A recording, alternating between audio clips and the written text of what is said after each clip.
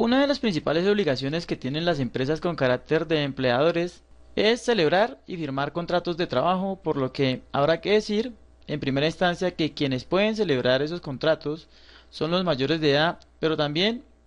las personas menores de edad que cuenten con un permiso por parte del Ministerio de la Protección Social o del alcalde del municipio en su defecto, por supuesto teniendo en cuenta el previo consentimiento de los representantes legales, como por ejemplo los padres o las personas que se encuentren realmente a cargo de ese menor. Y una vez definido las personas a las que queremos vincular en nuestra empresa,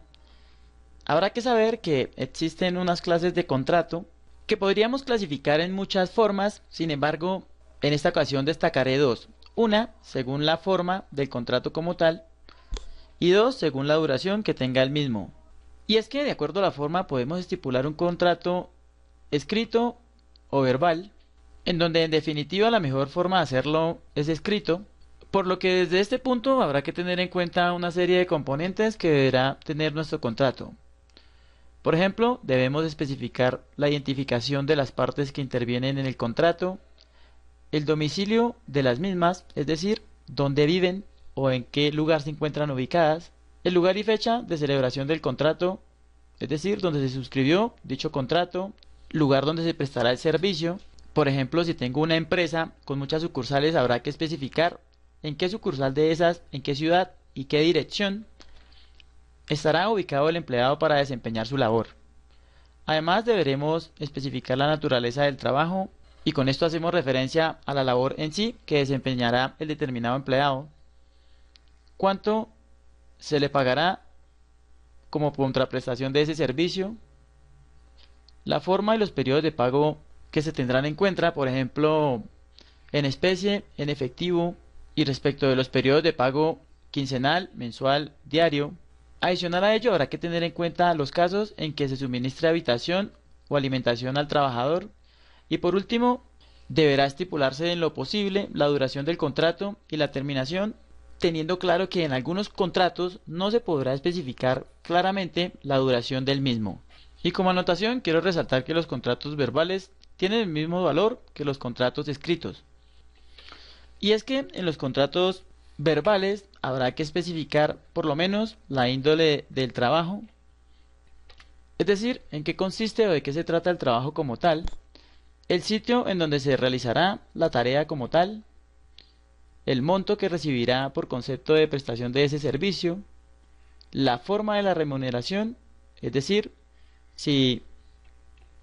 se hará en especie, en efectivo u otra forma permitida por la ley, y por supuesto no se dejará de especificar los periodos de pago que se utilizarán, cada 10, 15, 20, mensual o anualmente. Además de esto, será clave hablar de los contratos según la duración, y respecto de estos podremos resaltar cuatro en específico. Uno de ellos es el contrato ocasional, en donde la duración por consiguiente será corta, en específico inferior a un mes, y se utiliza para realizar labores ajenas a las actividades normales del empleador. Esto es, por ejemplo, si yo vendo zapatos y deseo, por ejemplo, contratar a un empleado para que me decore el local. Y otra cláusula importante que quiero agregar respecto del contrato ocasional es que no requiere una forma escrita, es decir, que lo puedo manejar de manera verbal. Sin embargo, como dije en un principio, la mejor manera de dejar constancia será por escrito,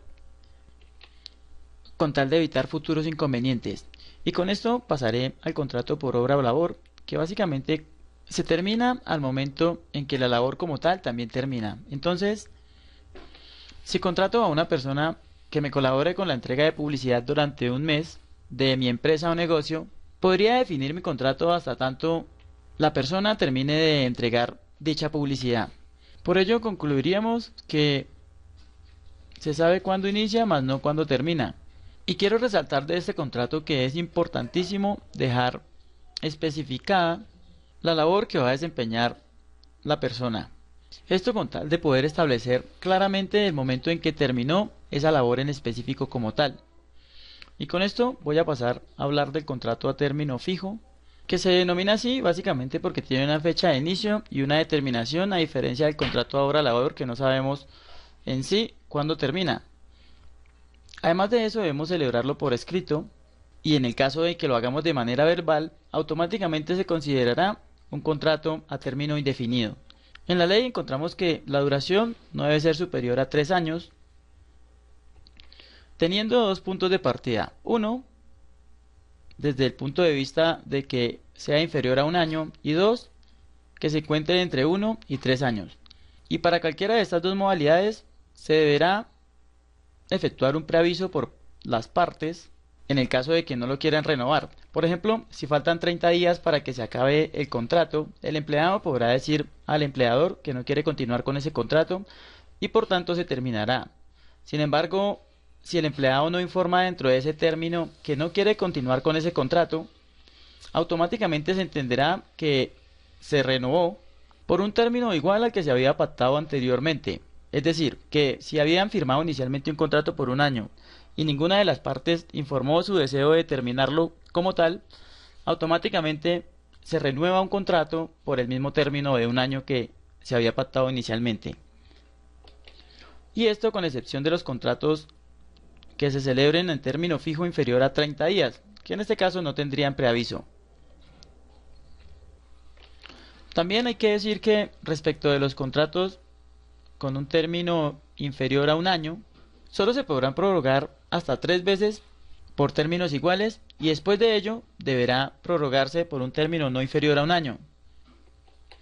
Y un ejemplo de eso podría ser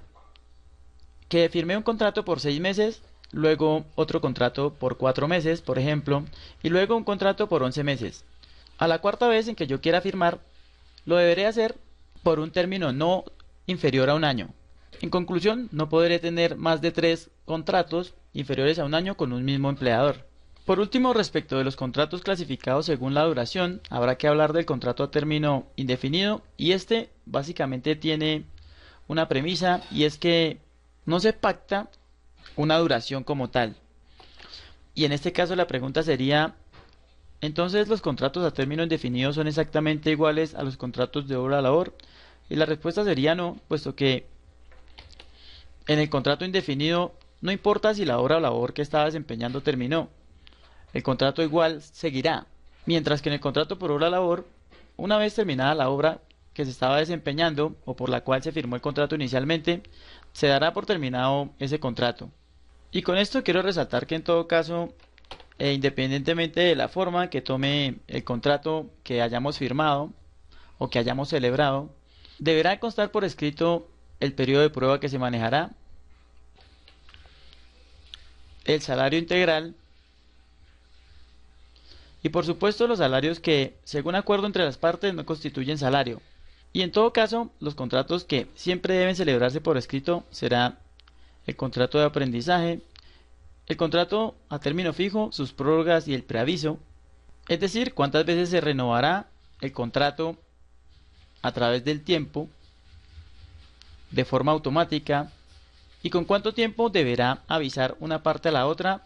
con tal de poder darlo por terminado unilateralmente. Si el contrato a término fijo, como dije anteriormente, se celebra de manera verbal, automáticamente se convierte en un contrato a término indefinido en todas sus características y formas legales. También deberá constar por escrito los contratos celebrados con extranjeros no residentes en el país. Por ejemplo, en las agencias de televisión, en donde se contrata a un actor que no reside en el país y que tampoco es del país como tal. En este caso deberá constar por escrito. Y cuando hablamos de enganche, hacemos referencia a esos contratos en donde el empleador requiere que los trabajadores se trasladen, por ejemplo, de un país a otro para poder desempeñar una labor encomendada. Y con todo lo dicho anteriormente, habrá que resaltar que, a pesar del título o nombre que se le pueda dar a un determinado contrato, para que legalmente se considere laboral, deberá reunir 3 características fundamentales, en donde el trabajador deberá realizar la tarea por sí mismo, esto es de manera personal, además deberá existir una continuada subordinación, es decir, que el empleado como tal tiene un jefe y además obedece unas órdenes que éste le imparte, y por último, como elemento integrante de un contrato laboral, el trabajador recibirá un salario como retribución de su servicio. Y estos tres aspectos habrá que tenerlos muy claros, puesto que muchas veces denominamos, por ejemplo, en el título del contrato, contrato por prestación de servicios, a algo que en definitiva cumple con estas tres características y por tanto se volverá contrato laboral. Tras lo cual habrá que decir que respecto de los contratos laborales, los empleados tendrán una serie de derechos como salarios y devengos correspondientes a ingresos laborales o extralegales, además seguridad social,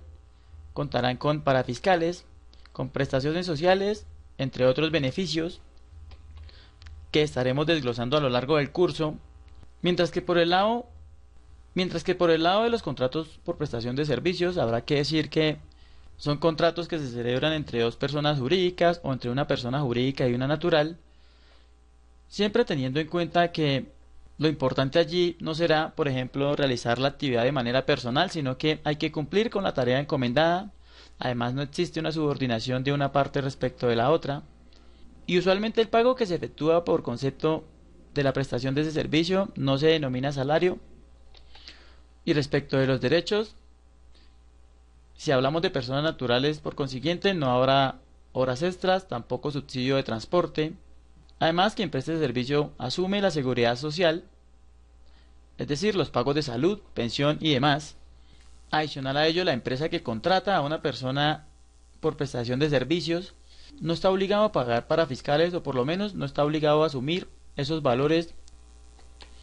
por concepto de caja de compensación, ICBF y SENA que se puedan desprender de la relación con esa persona que tiene contrato por prestación de servicios, y tampoco se maneja una figura denominada prestaciones sociales. Y con esto lo que quiero decir es que quien contrata a una persona por concepto de prestación de servicios no está obligado a pagarle cesantías o prima o por ejemplo intereses sobre las cesantías y mucho menos vacaciones. Y para terminar quiero anotar que el pago a una persona natural que preste sus servicios a través de un contrato por prestación de servicios usualmente radica una cuenta de cobro y si es persona jurídica, por supuesto, una factura, mientras que para soportar un pago a las personas que tienen contrato laboral bastará con tener en nuestra contabilidad el desprendible de la consignación que se le realizó, el comprobante de la transacción virtual o en últimas un pequeño recibo físico con